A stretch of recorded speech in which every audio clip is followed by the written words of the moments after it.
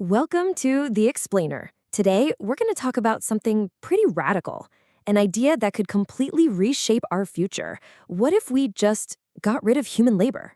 All of it, deliberately. Now, that might sound like something out of a sci-fi movie, right? But this isn't some far-off fantasy. Thinkers like David Shapiro are saying this future is coming at us with a speed that is honestly hard to even wrap your head around. We are talking about a pace of change that's unlike anything humanity has ever seen before. So, how fast are we talking? Well, look at this number. 19 years. That's the prediction from the legendary futurist Ray Kurzweil. It's his timeline for what he calls the singularity. You know, the point where machine intelligence doesn't just match us, but completely surpasses everything humans can do. And if that happens, our jobs, pretty much obsolete. I mean, just think about that for a second. A total reinvention of society happening in less than 2 decades. That's inside most of our working lifetimes. It's staggering. And if you need more proof of this insane speed, just look at this chart. Look at how fast we're adopting this new AI tech. It's absolutely explosive. To get to 100 million users, it took the internet 7 years. The smartphone, 3 years. But ChatGPT, it did it in 2 months. 2! This isn't just some gradual change we're talking about. It's a straight-up vertical leap into the future. Okay, so let's really dig into what this all means for the very foundation of our economy. All right, Section 1, the end of human labor. Why are our skills becoming obsolete? Well, for basically all of human history, our economy has been built on 4 core things that only we, as humans, could bring to the table. But that foundation, yeah, it's starting to crumble, and way faster than anyone thought possible. So what are these 4 pillars of human economic value? Well, there are strength, our dexterity, our cognition, and our empathy. For centuries, this is what made us valuable. Our muscle, our skilled hands, our ability to think and solve problems, and of course, our ability to connect with each other. But here's the thing. One by one, they're starting to topple.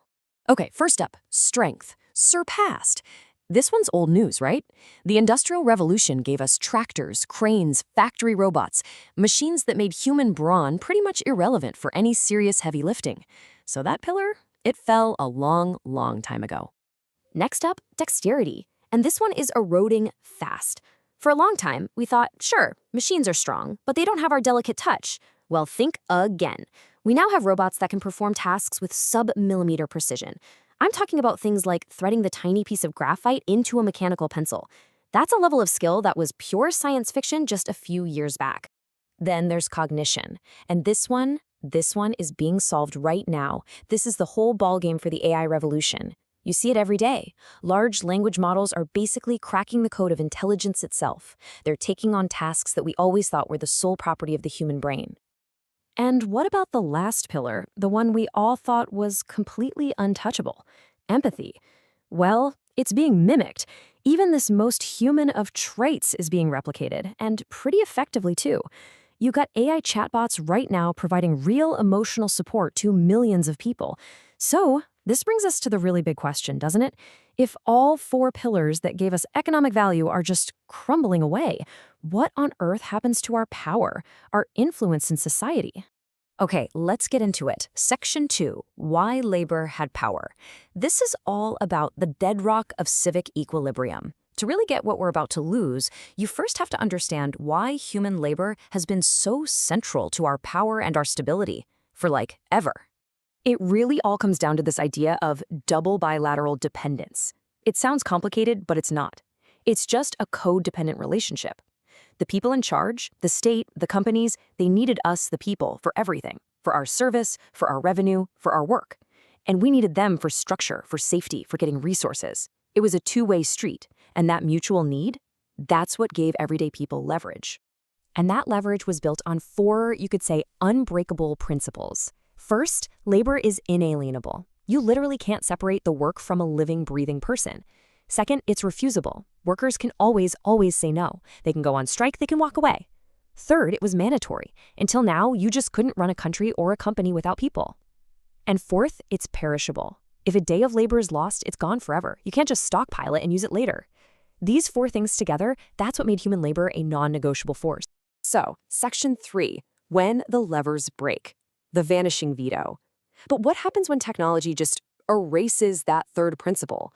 What happens when human labor isn't mandatory anymore, when it's optional, not essential? Well, all those traditional levers of power we just talked about, they snap, they just break. And that leads us to maybe the single most important and frankly unsettling question of our time. If we have no economic utility, if we're not needed to make the world go round, how do we avoid becoming a permanent underclass? How do we make sure we still have a say in our own future? Think about it. The ultimate trump card for labor has always been what's called coercive extraction of concessions. Big words, but a simple idea: the power to stop everything. The credible threat of a strike that could shut down the factories, stop the ships, close the mines. That's what forced the people in charge to come to the table and actually listen. And let's be real, this power has already been on the decline for a long, long time. Just look at the history of union power in America. Back in the 50s, a third of the workforce was in a union. Then came the 80s, the big neoliberal turn. And today, we're down to just 10%, and most of that is in the public sector. So our toolbox for fighting back has been getting smaller and smaller for decades. Okay, section 4, forging new levers. It's time to talk about rebuilding power in this new post-labor world. Because if the old levers are broken, and they are, then we have no other choice, right? We have to build new ones. And the beautiful irony here is that the solution might just come from the very same technology that's creating this whole mess in the first place. So what does that look like? Let's look at this evolution of civic power. The past levers were all physical, right? Withholding our labor, organizing strikes with centralized unions. But the future levers, they're digital. They're about withholding our data and our attention. They're about decentralized boycotts that can spring up overnight. They're about platforms that create radical transparency. It's a fundamental shift from organizing bodies to organizing information and attention. All right, section 5, power to the people. Let's look at some real-world examples of this new kind of leverage, because this isn't just a bunch of theoretical ideas. This stuff is happening right now all over the world, and it's proving to be shockingly effective. Let's just run through some of these. In Ukraine, you have the Prozoro platform. It's all about radical transparency. It puts government contracts out in the open where, as they say, everyone sees everything. And it has slashed corruption. Then you've got India and Brazil with payment systems that give people incredible freedom to transact. In Taiwan, there's a platform called Taiwan that uses AI to help millions of people actually find consensus on complex issues. It's incredible.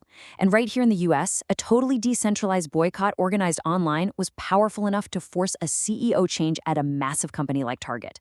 These are brand new levers of power, and they work. So you see, the point here isn't to just find a digital version of a picket line. That's thinking too small. The real goal is to use this new technology to invent completely new ways to keep power in check. It's about creating new kinds of credible threats that work in a world where our hands and our muscles are no longer needed.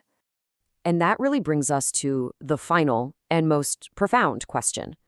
In a world without labor, our collective power isn't going to come from what we do with our hands.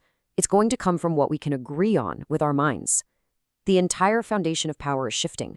It's moving away from getting bodies to a factory gate and towards coordinating our collective will, our shared beliefs online. So the defining question for all of us, for our future, is no longer what will you work for? The real question is, what will you agree to? Thanks for watching.